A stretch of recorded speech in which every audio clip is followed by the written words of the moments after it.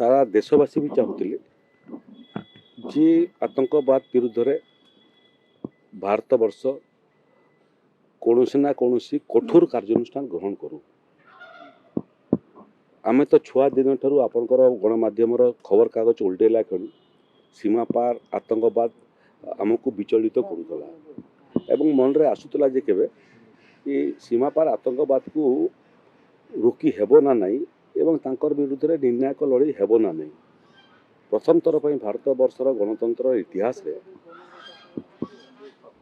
श्रीयुक्त नरेंद्र मोदी देशर प्रधानमंत्री हला पर प्रथम थर पर भारतीय सेना सीमा पार आतंकवाद को रोकने आतंकवादी शिविर को नष्ट करने एवं आतंकवादी मान को समाप्त करने दुईथर सर्जिकल स्ट्राइक कली। उरी घटना पर सर्जिकल स्ट्राइक है, पुलवामा घटना पर सर्जिकल स्ट्राइक है एवं सर्जिकल स्ट्राइक हला पर गुड़ी आतंकवादी शिविर नष्ट है, गुड़ी आतंकवादी निपा थे तार सत्वे मध्य पाकिस्तान सुधीरला नहीं। पृथ्वीर गणतंत्र प्रत्येक देशर विकास पर विभिन्न विभाग रखी था।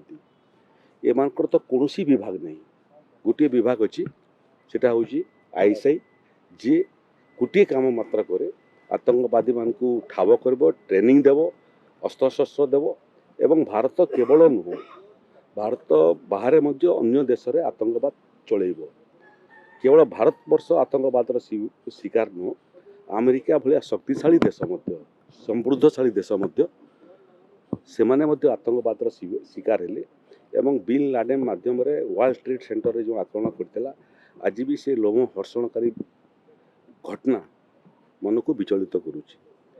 तेणु पहलगाम घटना पर जो 26 जन निरीह पर्यटक जो मैंने बुलवाई जाते से माने परिवार गले बुलवाई परिवार अधा फेरले नहीं जीवन हरइले। तेणु सारा देशर इच्छा थिला भारत सरकार लड़ई लड़ुंट सीमा पार आतंकवाद विरुद्ध रे एवं एथर निर्णायक लड़ई मोड़े आम पहुँची जाइछु। मकड्रिल विभिन्न राज्य में आरंभ हो गलानी, संभाव्य बड़ धरणर युद्ध पर प्रस्तुति आरंभ हो गलानी। गतकाली आक्रमण होती गुड़िए आतंकवादी शिविर नष्ट गुड़िए आतंकवादी निपात होती किंतु जो माने आतंकवादी करते ठाव कर चिन्हट कर माने केबे बर्तिबे नहीं, से माने निश्चय दंडित हेबे एवं बोधे से भलिया दंड ही जो माने प्राण हरौछंती सीमा पार आतंकवाद जोगु तांकर परिवार को मध्य आश्वस्ति मिलिबो, शहीद होता लोगों को श्रद्धांजलि हो पार। ऑपरेशन सिंदूर ना को अपन देखुं प्रत्येक ऑपरेशन पछरे गोटे कोड ना थाए अतीतर जिते